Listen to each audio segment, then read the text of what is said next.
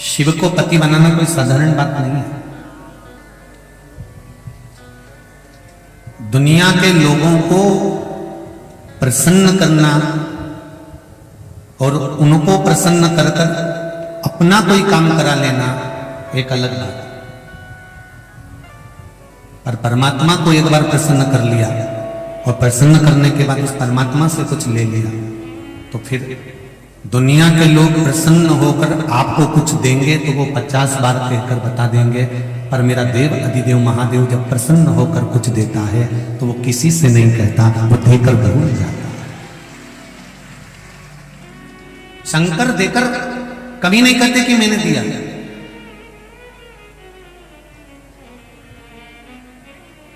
वो देने के बाद भूल गया। बार बार जो देकर बताए उसकी प्रधानता नहीं है महाराज। हम कई बार कहते हैं कि शिवजी का नाम एक शक्कर की तरह है। 24 घंटे रात को 12 बजे अंधेरे में भी अगर तुमने शक्कर खाई तो खाते से ही मुंह मीठा हो जाएगा। बोलो सही है कि गलत है? दिन में भी शक्कर खाई तो मुंह मीठा हो। लाइट बंद है, चारों तरफ अंधेरा है, अंधेरे में भी अगर शक्कर का डब्बा खोलकर तुमने शक्कर मुंह में रख ली तो मुख मीठा होगा। दिन में देख कर भी खाओगे तो मुख मीठा होगा। उसी तरह शक्कर चाहे अंधेरे में खाओ चाहे उजाले में खाओ, मुख मीठा करती है। उसी तरह शिव महापुराण की कथा व शंकर का नाम चाहे कभी भी लो तो जीवन में कल्याण है।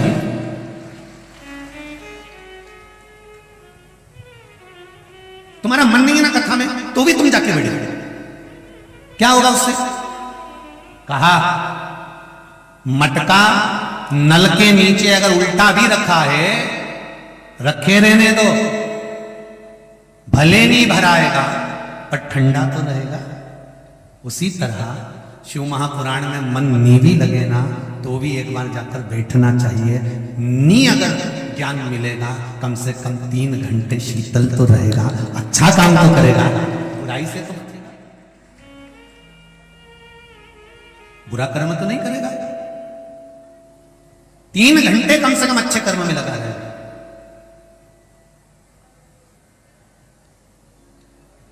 पार्वती जी ने तप किया और इतना घोर तप माता पार्वती जी कर रही हैं, इतना घोर तप कर रही हैं। उस तप का फल माता पार्वती जी ने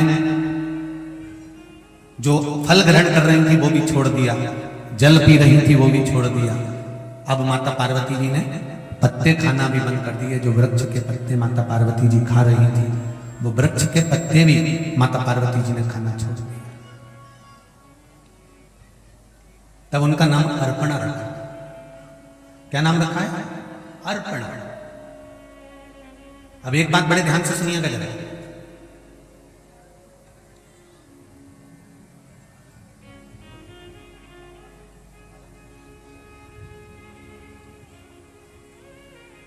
एक बार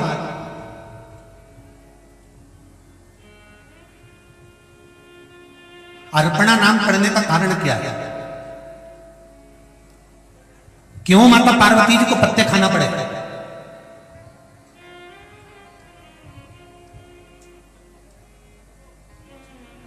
भाई शंकर भगवान के सिर पर गंगा जी है तो शंकर भगवान के सिर पर गंगा जी है मतलब कुछ ना कुछ तो बात है, इसलिए शिव सिर पर गंगा है।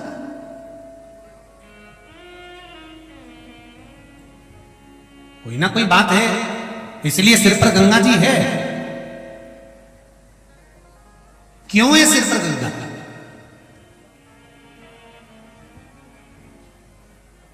जब देवाधिदेव महादेव ने, भगवान शंकर ने माता पार्वती के पुत्रों का भरण पोषण नहीं करा था तो माता पार्वती जी ने कह दिया था आपके मस्तक पर भार नहीं है ना, इसलिए आप संतान का भरण पोषण नहीं कर रहे।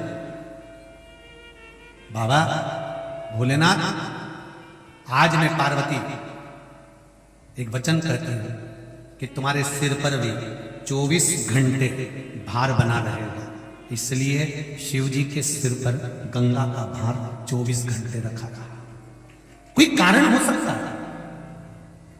माता जानकी अगर रावण की कैद में पड़ी है तो उसका भी कारण है कि उन्होंने अपने पिंजरे में एक चिड़िया को कैद कर रखा था, तोती को कैद कर रखा था, और वो तोती, वो चिड़िया आखिरी में श्रापित कर चली जाती है कि मुझे कैद में रहना पड़ा तो तुमको भी कैद में रहना पड़ेगा।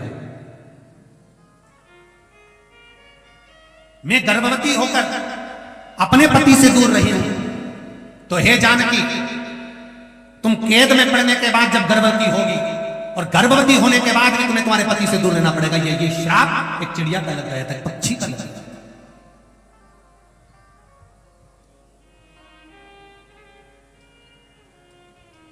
एक प्रश्न किसी ने कराया, उस प्रश्न में किसी ने पूछा है कि हमने सुना है कि गर्भवती नारी, हम अगर मंदिर जाते हैं शिव जी के तो गर्भवती नारी शिव जी के मंदिर ना जाए, ऐसा किसी ने बता दिया। तो क्या गर्भवती नारी शंकर का आराधना नहीं कर सकती है? गर्भवती नारी क्या शिव जी का स्मरण नहीं कर सकती है? गर्भवती नारी क्या शंकर के शिवलिंग का पूजन नहीं कर सकती है? तो पहले तो जिसने तुम्हें बताया वो महाराज को पकड़ ला और उनसे पूछो किस पुराण में, किस जगह पर लिखा हुआ है कि गर्भवती नारी शंकर को जल नहीं चढ़ा सकती? किस पुराण में किस जगह लिखा है कि शंकर भगवान की आराधना गर्भवती नारी नहीं कर सकती? कौन सी पुराण है? क्योंकि शिव महापुराण की कथा तो ये कहती है कि आप अपने जीवन काल में प्रतिदिन, और अगर किसी को कथा सुनना हो कि गर्भवती नारी शिव की आराधना कब करती कि नहीं करती, तो उसके लिए कृष्णेश्वर महादेव की कथा पढ़ना। कौन से महादेव की? 12 ज्योतिर्लिंग में एक ज्योतिर्लिंग है कृष्णेश्वर महादेव, उसकी कथा पढ़िए, आपको उसमें मिल जाएगा। क्या मिलेगा उसमें? कि घूष्मा का गर्भ था, सुधर्म नाम के ब्राह्मण की पत्नी घूष्मा, जिसका गर्भ था, और घूष्मा का गर्भ, सुधर्म नाम के ब्राह्मण की धर्म पत्नी घूष्मा का गर्भ था, और घूष्मा से पहले सुधर्म की एक धर्म पत्नी और थी जिसका नाम था सुदेहा। सुदेहा की यहां संतान नहीं हुई।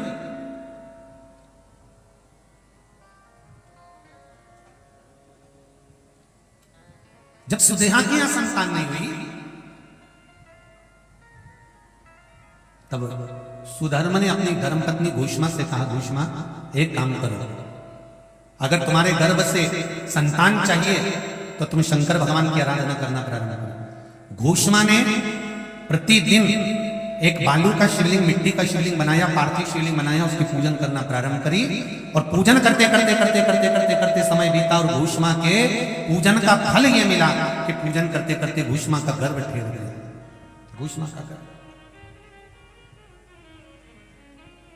महाराज जब घूष्मा का गर्भ ठहर गया, संतान गर्भ में आ गई, घूष्मा ने तब कहा कि अब मेरे से ये पार्थिव शिवलिंग बनता नहीं, पेट के बनता नहीं, क्या करूं मैं? पति ने कहा जो नजदीक का शिव मंदिर हो, उस शिव मंदिर में जाकर मात्र शिवलिंग का स्पर्श कर लेना। आप में से कितने लोग हैं जो शंकर जी के मंदिर में जाकर चंदन की 3 उंगलियां शिवलिंग पर घुमाते हो ना? शिवलिंग पर 3 उंगली, तो ये 3 उंगली घुमाने का फल क्या है?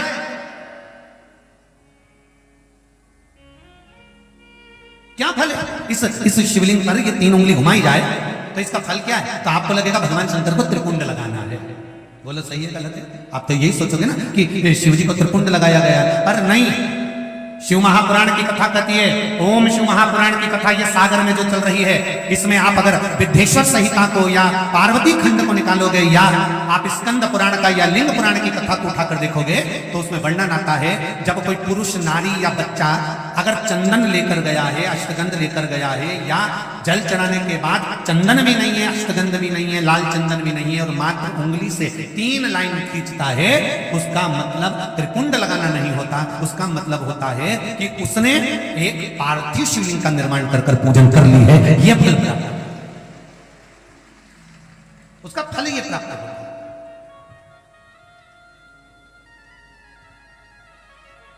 अब आप तो अभी तक सोचते थे कि हमने तो चंदन लगा दिया, हम तो भगवान को चंदन की लाइन खींच कर आए, हम भगवान को त्रिकुंड बनाकर आए। त्रिकुंड नहीं, भगवान शंकर को आपने त्रिकुंड लगाया वो अपनी जगह पर, भगवान शंकर को जो आपने 3 लाइन खींची है, हाथ का जो स्पर्श कर कर घुमाया है, इससे पार्थिव शिवलिंग के निर्माण का फल प्राप्त हो जाता है।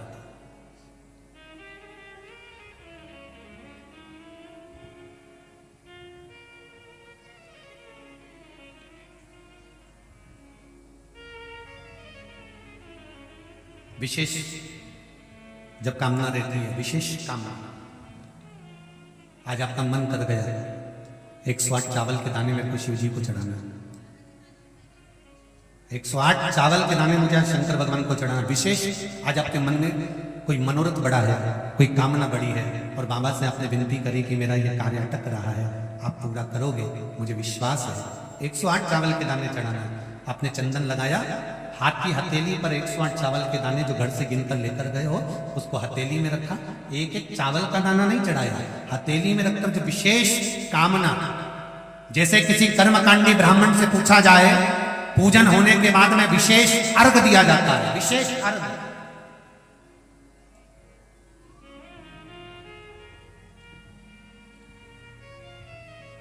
उसी तरह विशेष कामना के लिए एक पत्र में आया विशेष कामना का फल, किसी ने सुन लिया था कथा।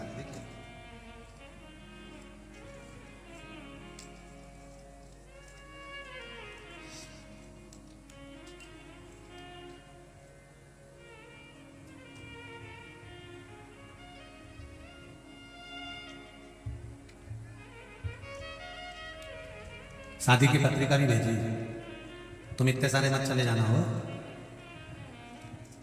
गुरुजी शिव महापुराण की कथा 4 महीने से टीवी पर सुन रही हूं। मेरे छोटे भाई की शादी 5-6 साल से नहीं हो पा रही थी, तब आपने कथा में पशुपति व्रत के बारे में बताया था, अक्षत की पूर्णता के बारे में बताया था। मैंने मेरे भाई के लिए करा और बाबा की कृपा से मेरे भाई की शादी 26 जून की है। मैं शिव बाबा को पत्रिका देने के लिए आया, निमंत्रण पत्र भी ऐसे, पत्रिका भी साथ। विशेष अर्घ की महत्वता जैसे है, उसी तरह अक्षत की महत्वता विशेष। 108 अक्षत के दाने हाथ में हो और आपकी कामना कर कर जिस कार्य के लिए आपने बाबा को आज स्पर्श किया है, हाथ में लेकर जहां आपने चंदन लगाया है, उसी जगह पर हथेली से बाबा को चंदन वाले स्थान पर उस 108 चावल के दाने को रख देना चाहिए, छोड़ देना चाहिए या लगा देना चाहिए। विशेष अर्घ का महत्व किसी कर्मकांडी ब्राह्मण से अवश्य पूछना कि उसका फल क्या होता है। विशेष अक्षत का महत्व शिव महापुराण की कथा करते हैं, विशेष।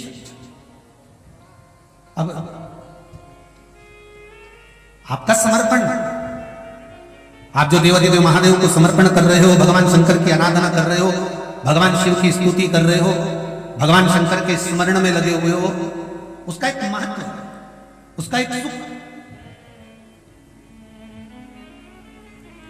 शिव पुराण कर रहे हैं, शंभु शरणे पड़ी मांगू घड़ी रे, दुख काटो दया करी निदर्शन, दया करी निदर्शन। 108 चावल के दाने लेकर तो यहां मात्र स्पर्श की मूलता कर दी। ध्यान रखिए, तो जो पत्र लिखे हैं और पत्र में उन्होंने लिखा कि हमारे यहां हमने ऐसा सुना है कि शिवलिंग, गर्भवती नारी शिवलिंग का स्पर्श या शिवलिंग की पूजन नहीं कर सकती, तो उसको कृष्णेश्वर महादेव 12 ज्योतिर्लिंग में से एक ज्योतिर्लिंग है कृष्णेश्वर महादेव। कृष्णेश्वर महादेव की पूर्ण कथा का स्मरण कराइएगा कि स्वयं सुधर्म नाम का ब्राह्मण अपनी पत्नी से कह रहे हैं कि अगर अब आपसे बालू का शिवलिंग नहीं बनता, मिट्टी का शिवलिंग नहीं बनता, तो एक काम करिए, अब आप बालू के शिवलिंग की जगह, मिट्टी के शिवलिंग की जगह, पार्थिव शिवलिंग की जगह एक काम करना कि आप किसी मंदिर में जाकर शिवलिंग का मात्र स्पर्श कर लेना भी, केवल स्पर्श कर लेना भी पार्थिव शिवलिंग के निर्माण का फल है। केवल स्पर्श। आप लोग जाते हैं शिव मंदिर, तो शिव मंदिर जाते हैं तो शिवलिंग का स्पर्श करते हैं, जम के तो बोलो जरा, करते हो सब लोग? तो शिवलिंग का मात्र स्पर्श, केवल छूना नहीं है। स्पर्श का मतलब होता है शंकर भगवान को आप चंदन ले गए हो कि नहीं ले गए हो, अष्टगंध ले गए हो कि नहीं ले गए हो, पर ये तो मुझे विश्वास है कि एक लोटा जल लेकर जरूर जाते हो। जल चढ़ाने के बाद भी अगर आप 3 उंगलियां शिवलिंग पर अगर मात्र घुमा देते हो तो समझ लो कि आप प्रतिदिन पार्थिव शिवलिंग का निर्माण कर रहे हो। और शिवलिंग प्रतिदिन आप शिवलिंग का स्पर्श मात्र घुमाने पर ही पार्थिव शिवलिंग का निर्माण कर।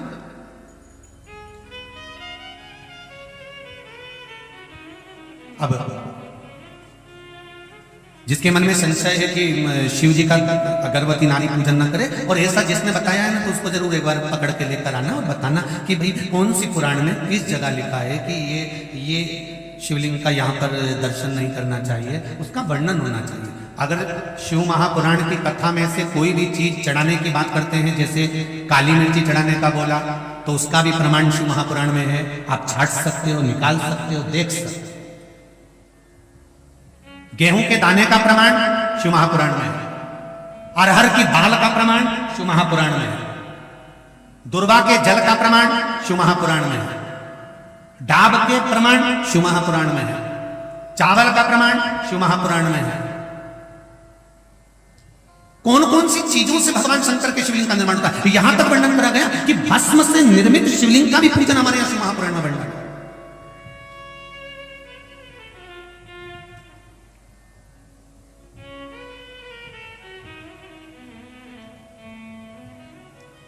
आप शंकर की आराधना में जितनी भी चीजें व्यासपीठ से अगर श्रवण करते हैं तो उसका स्मरण आपको रहना चाहिए, उसका स्मरण रहना चाहिए।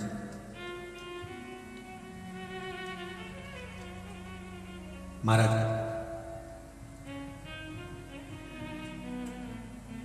गर्भवती नारी भी शंकर भगवान के मंदिर में जाकर उसका स्पर्श शिवलिंग का कर सकती है, किसी को रोक नहीं है। उसका फल क्या मिलता है वो भी स्मरण कर लीजिए। घोषमा को बेटा हुआ, सुधर्म ने कहा कि इस बेटे को तुम सुदेहा को दे दो, उसकी संतान नहीं है। जब तुम्हें एक पुत्र हो गया है तो दूसरा भी हो जाएगा। उन्होंने सुदेहा को दे दिया। सुदेहा ने पाल पोस कर बेटे को बड़ा कर लिया, उसकी शादी कर दी, घर में बहू आ गई। बहू को मालूम पड़ा कि मेरी असली सास तो घोषमा, ये सुदेहा मेरी असली सास नहीं है। क्रोध आ गया, उसने सास को पूछना बंद कर दिया सुदेहा को। गुस्से में आ गई सास। सुदेहा ने मन में सोचा कि बेटा ही नहीं रहेगा तो बहू किस काम की रहेगी। बहू गई थी मायके, सुदेहा ने अपने बेटे के टुकड़े टुकड़े कर कपड़े में बांध कर तालाब में फेंक दी। अब देखिए, गर्भवती नारी अगर शंकर का स्मरण करती है, पूजन करती है, तो उसके बालक पर कितना फल मिलता है, ये शिव महापुराण की कथा कहती है। तो जिसने आपको कहा कि गर्भवती नारी को शिव जी का स्पर्श नहीं करना चाहिए, उसको ये पूरी कथा सुनाओ कृष्णेश्वर महादेव। बेटे के टुकड़े कर कपड़े में बांधकर तालाब में फेंक दिया। घोषमा शिवजी के शिवलिंग का निर्माण करती थी और पार्थिव शिवलिंग का पूजन कर शंकर भगवान का विसर्जन करने जाती थी। आज घोषमा के मन में आ गया, मेरे बाबा शंभु, हे भोलेनाथ, त्रिकालदर्शी, कैलाशी, अविनाशी प्रभु, बेटे को बहुत दिनों से नहीं देखा। जिस बेटे को गर्भ में रखा था और आपकी पूजन करी थी, मेरा बेटा वो नजर नहीं आ रहा। शंकर भगवान ने एक हफ्ते पहले मरे हुए घोषमा के बेटा जो टुकड़ा टुकड़ा हो गया था, उस बेटे को जीवित तालाब से बाहर निकाल दिया। ये गर्भस्थ नारी की शिव आराधना का।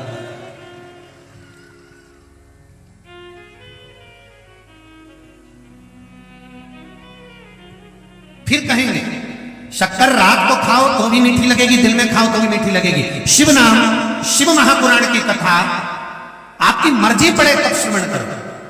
शंकर के मंदिर में जब तुम्हारा मन पड़े तब जाओ। हाँ, आजकल ब्राह्मण देवताओं ने थोड़ा सा नियम बना लिया कि इतनी बजे तक जल चढ़ाएंगे, इसके बाद नहीं चढ़ाएंगे। पर मेरे शंकर भगवान का पहले मंदिर में कोई कपाट नहीं होता था। शिव जी का जो मंदिर होता था उसमें दरवाजे का कोई काम नहीं होता था। मेरा शंकर तो अड़भंग है, उसके दरवाजे पर कपाट नहीं है, उसके मन में कपट नहीं है और उसके भक्त के मन में झंझट नहीं है। ऐसा मेरा शिव का भक्त। शिव के मंदिर में कपाट की जरूरत, जब तुम्हारी मर्जी पड़ जाए, सवेरे फुर्सत मिल जाए सवेरे लोटा भर के जल ले जाओ, दिन में फुर्सत मिल जाए दिन में पहुंच जाओ। पर अब थोड़ा सा लोगों ने नियम बना दिया कि हम अब 12 बजे के बाद जल नहीं चढ़ाने देंगे, या इतनी बजे जल नहीं चढ़ाने देंगे, या प्रदोष के समय पर हम जल नहीं चढ़ाने। या तो शास्त्र कह रहा है, शिव महापुराण की कथा कर रही है कि माँ और बाप का जो कमरा होता है वो बच्चों के लिए कभी बंद नहीं होता, कभी भी उसके लिए बंद नहीं किया जाता। शंकर कौन है? पिता। पार्वती कौन है? माँ। तुम्हारे घर में भी माँ बाप होंगे। जिस कमरे में माता पिता सोते हैं ना, उस कमरे में दरवाजा लगाने की जरूरत नहीं पड़ती। बच्चे तुम सो क्यों? क्योंकि जब छोटे बच्चे को जरूरत पड़ती है अपने माता पिता की, तो माँ और बाप को दौड़कर जाना पड़ता है। इसलिए माता पिता को दरवाजे की जरूरत नहीं पड़ती। अवस्था जब माता पिता की ढलती चली जाती है, ढलती चली जाती है, ढलती चली जाती है, तो वो कमरे में नहीं हॉल में जाकर सोना पसंद करते हैं, सबके भीतर रहना, सबके बीच में रहना पसंद करते हैं। उसी तरह मेरा देवाधिदेव महादेव है, मेरा शिव है, मेरा शंकर है। उसको कपाट की जरूरत नहीं है। वो तो ये कहता है कि जब तेरे जीवन में दुख है, तकलीफ है, कष्ट है, तो दौड़ कर चले आ, मेरे पास में आ और मेरे पास बैठ, बैठ मेरे पास। जीवन का सुख प्राप्त हो, जीवन का आनंद प्राप्त हो। और वो सुख साधारण नहीं हो सकता।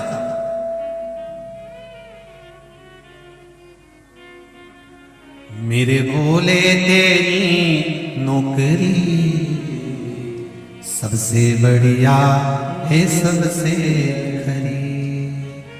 भोले बाबा तेरी चाकरी सबसे बढ़िया है, सबसे खरी। मेरी किस्मत का जब गुल खिला, तब जाकर के ये दर्द मिला। मेरी किस्मत का जब गुल खिला, जाकर के ये दर्द मिला। मिल गई मुझको चौखट तेरी सबसे बढ़िया है, सबसे भोले बाबा तेरी नौकरी सबसे बढ़िया है, सबसे खरी। माता पार्वती का नाम अर्पणा रखा। अर्पणा रखने का कारण केवल इतना है कि उनको पत्ते खाना पड़ा।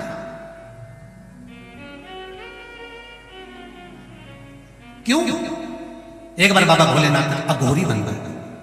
अघोरी मतलब भस्म रमाई, जटा बांधी, शरीर पर काले वस्त्र धारण कर लिए, एक स्थान पर जाकर मेरे भोलेनाथ जी लेट गए। इंद्र जा रहे थे। इंद्र को अभिमान बहुत था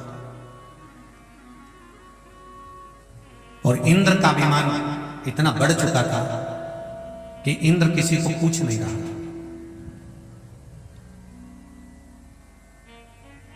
जाते जाते इंद्र बीच में अघोरी बाबा को देखा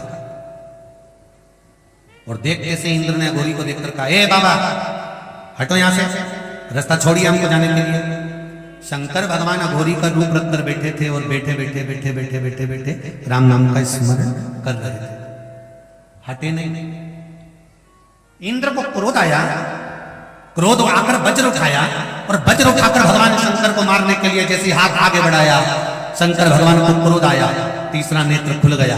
जैसे ही तीसरा नेत्र खुला, इंद्र पहचान गया ये तो भोलेनाथ जी हैं। तुरंत इंद्र स्थान छोड़कर भागे।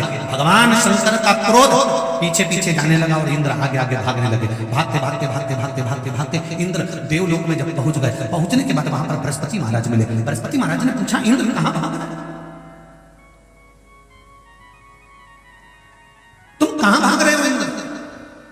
इंद्र कहते हैं बृहस्पति महाराज से, महाराज गुरुदेव शंकर भगवान का क्रोध आ रहा है और वो क्रोध मुझे मार देगा।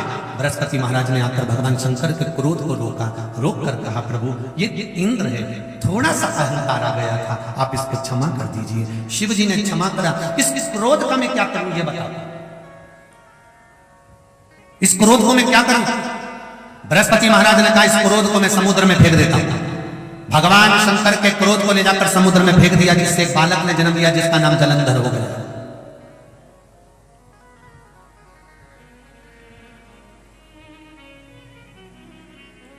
जलंधर की धर्म पत्नी हुई वृंदा, जो भगवान की भक्ति में डूबी रहती थी। वृंदा नारायण की भक्ति करती थी। तुलसी का नारायण की भक्ति कर कर भगवान का भजन किया करती थी। वही वृंदा बाद में तुलसी का क्यारा बनी थी। एक बार वृंदा बैठी हुई थी, उसका सात्वित्व भगवान विष्णु ने डिगा दिया था। शंकर भगवान ने जलंधर को मार दिया था। वृंदा रोती रोती बोली थी कि हे भोलेनाथ, मेरी तप साधना इतनी प्रबल रही है कि मेरे अपने पति के प्राणों को मैं बचाकर रखी। जितने भी पुरुष, जितने भी भाई इस पावन शिव महापुराण कथा को आस्था चैनल पर सुन रहे हो, चाहे फेसबुक पर सुन रहे हो, यूट्यूब पर सुन रहे हो, चाहे पंडाल में सुन रहे हो, एक निवेदन है, कभी इस अक्कड़ में अपनी जिंदगी को मत जीना कि तुम सब कुछ कर रहे हो। तुम नहीं, तुम्हारे साथ में जो तुम्हारी अर्धांगिनी है, तुम्हारी धर्म पत्नी है, ये जो व्रत करती है, साधना करती है, तप करती है, दान करती है, पुण्य करती है, कुछ घर में रहकर धर्म पत्नी जो भगवान को दिया लगाती है, पूजन करती है, शिव की आराधना करती है, शंकर का अनुमोदन करती है, किसी ना किसी रूप में व्रत साधना तप करती रहती है, उसका फल पति को जरूर मिलता रहता है और वो बचकर चल जाता है। ये धर्म पत्नी के पुण्य का फल। इस अभिमान में ना जिए कि मैं सब कुछ कर लेता। नहीं नहीं नहीं, एक कथा आई है, एक सेठ जी ने एक नौकर की, नौकर नहीं आया तो सेठ जी ने उसकी तनख्वाह बढ़ा दी। 4 दिन नौकर नहीं आया तो सेठ जी ने तनख्वाह बढ़ा दी। बेचारा इतना मेहनत करता है, उसको तनख्वाह कम मिलती होगी इसलिए नहीं आता। तनख्वाह बढ़ी, नौकर आया, 1 महीना काम करने के बाद 8 दिन के लिए नौकर फिर गायब हो गया तो सेठ जी को गुस्सा आ गया तो उसने तनख्वाह आधी कर दी। नौकर फिर आ गया, सेठ जी ने तनख्वाह दी, तनख्वाह आधी थी। सेठ जी ने नौकर से कहा, क्यों रे, मैंने तुझको तनख्वाह दुगनी कर दी तो तूने मुझे धन्यवाद नहीं दिया, और आज मैंने तनख्वाह आधी कर दी तो भी तो कुछ नहीं बोला। इतने में नौकर ने कहा, सेठ जी मैं क्या बताऊं, तो कम से कम धन्यवाद तो दे सकता था, और अब तनख्वाह तेरी आधी हो गई तो भी तू कुछ नहीं बोल रहा। इतने में नौकर ने कहा, सेठ जी ज्यादा हो गई थी तो भी कुछ नहीं बोला, और कम हो गई तो भी कुछ नहीं बोला, तो मैं क्या बोलूं, ये तो महादेव की कृपा है। मैं पिछली बार नहीं आया 8 दिन, आपने तनख्वाह मेरी बढ़ा दी। उस समय पर मेरी पत्नी के गर्भ से पुत्र हुआ था, जैसे ही मैं आया मुझे दुगनी तनख्वाह मिली तो मैंने महादेव जी से कहा, बारे महादेव गजब करा, घर में एक संतान बढ़ाई तो उसके भाग्य की तनख्वाह भी मेरी दुगनी कर भेजना प्रारंभ कर दिया। बड़ी कृपा। तो सेठ जी बोले, अब तो तेरी तनख्वाह आधी हो गई, अब क्या हुआ? नौकर बोला, गुरुदेव सेठ जी घर में मेरी मां थी, बूढ़ी हो गई थी, मर गई, 8 दिन नहीं आया, आपने मेरी तनख्वाह आधी कर दी। मैंने कहा, बारे महादेव गजब करा, व्यक्ति घटा तो उसके भाग्य की लक्ष्मी भी घटाता, बड़ा कृपालु है, बड़ा दयालु है। ये कभी विचार मत करना कि आपके अकेले के भाग्य का धन नहीं। जिस अर्धांगिनी के साथ आपका विवाह हुआ है, जिस कन्या के साथ, वो कन्या आपके साथ में गठजोड़ा बांध कर जब बैठती है तो एक अंदाजा लगा कर बैठना, आपकी जिंदगी के सुख देने में आधी हकदार वो होती है, उसके सुख का भाग्य आपको प्रदान करती है, साधारण नहीं होती है माना। मैंने भगवान विष्णु की तप साधना करिए, मैंने नारायण की तप साधना करिए, और आपने मेरे पति के प्राण ले लिए। तप साधना किसको कहते हैं? उस तप साधना का बल पार्वती खुद देखे, पत्तियां खाकर अपने प्राणों को रखकर आपकी आराधना करे, और वो बल देखो, पार्वती का एक नाम अर्पणा पड़ गया। शिवलिंग बनाना, पूजन करना, बेलपत्र समर्पित करना, उसको धारण करना, ये माता पार्वती जी ने हमको सिखाया है कि हमें रोग से मुक्ति कैसे पाना है, हमें लक्ष्मी की प्राप्ति कैसे करना है, हमें वैभव की प्राप्ति कैसे करना है, हमें धन सत्ता कैसे प्राप्त करना है। शंकर भगवान की आराधना कर कर हम अपने जीवन का कौन सा ऐसा कार्य जो नहीं कर सकते सब पूर्ण कर देते।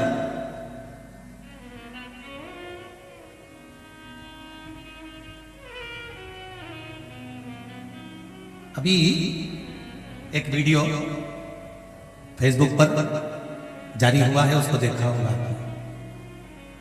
एम्स हॉस्पिटल में ट्यूमर का ऑपरेशन चल रहा है,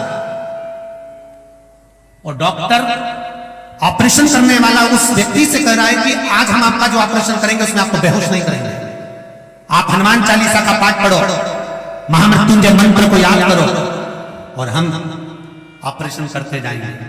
मुझे विश्वास है इस ऑपरेशन के बाद लोगों का विवेक काम करना ठप कर देता है, पर जब मंत्र का नाद करते रहोगे, ऑपरेशन पूर्ण होगा तो आपका स्थिर मन रहेगा, और ये चित्त मेरा महादेव स्नान देगा। आप भी सर्च करना, पढ़ना, उसको देखना। हनुमान चालीसा का पाठ, जिसका ऑपरेशन हो रहा था वो भी पढ़ रहा था, और महामृत्युंजय का पाठ भी बीच बीच में कर रहा था।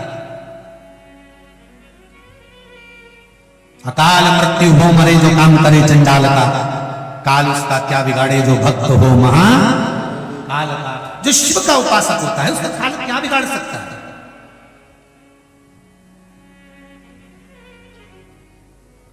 आप शिव की आराधना तो करो, सारी समस्या का हल एक लोटा जल। शिव के मंदिर जाना चालू कर दो, शंकर के द्वार जाना चालू कर दो। हम ये कभी नहीं कहते कि आप कहीं बाबा जोगियों के चक्कर में पढ़ो, कहीं बेल भभूति के चक्कर में पढ़ो, कहीं इधर उधर पढ़ो। हम तो एक बात कहते हैं कि तुम्हारे नजदीक में जो शिव मंदिर हो वहां जाकर उसकी चाकरी में लग जाओ, एक लोटा जल लेकर उसको स्नान कराओ, जाकर कहीं मंदिर में कुछ कचरा हो तो उसको साफ कर दो, और अपने जीवन को निर्मल करो। शिव मंदिर की ललक।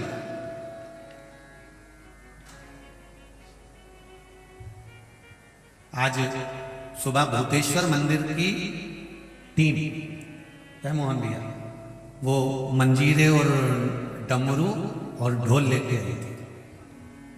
बड़ा सुंदर बच्चे लोग, जैसे उज्जैन महाकाल में आरती में जो ढोल बजता है और मंजीरे और डमरू बजते हैं, ऐसे वो बच्चे बजा रहे थे। उसको देखकर इतनी प्रसन्नता हुई, इतनी प्रसन्नता हुई कि बाबा देवाधिदेव महादेव की कृपा सागर वालों पर तो है। एक दिल की बात कहना चाहते हैं कि जब वो बच्चे झूम कर अपनी मस्ती में नगाड़े बजा रहे थे और मंजीरा बजा रहे थे और डमरू बजा रहे थे, तो जितने लोग वहां खड़े थे उनका भी हृदय नाच रहा था। बोलो सही है कि गलत है? जितने लोग खड़े थे उनका भी मन नाच रहा था, डोल रहा था, प्रसन्न हो रहा था। तो एक निवेदन तो मैं इस व्यासपीठ से आप सबसे कर सकता हूं कि हमारे सनातन धर्म के मंदिरों में जो आप लोग मशीन द्वारा नगाड़े बजाते हो और घंटी बजाकर मशीन से आरती करते हो, निवेदन है एक ढोल और दो मंजीरे तो सब मंदिर में बजा सकते। एक ढोल दो जोड़ मंजीरे प्रत्येक शिव मंदिर में रखना चाहिए। और जितने छोटे छोटे बच्चे हैं उनसे निवेदन है, आप रोज मंदिर में जाकर आरती में नहीं खड़े हो सकते, उन बच्चों को ट्रेनिंग देना चाहिए कि छोटे छोटे बच्चे कम से कम सोमवार की सोमवार प्रदोष काल में जब सारे नगर की माताएं पशुपति व्रत करने शाम को आती हैं, उस समय पर देवाधिदेव महादेव की जब आरती हो तो आप ढोल बजाओ और मंजीरा बजाकर शिव जी की आरती। ये मशीनों से देवता की आरती का विधान किसी पुराण में नहीं लिखा है। तुमने भगवान की आरती को मशीनों पर लाकर छोड़ दिया।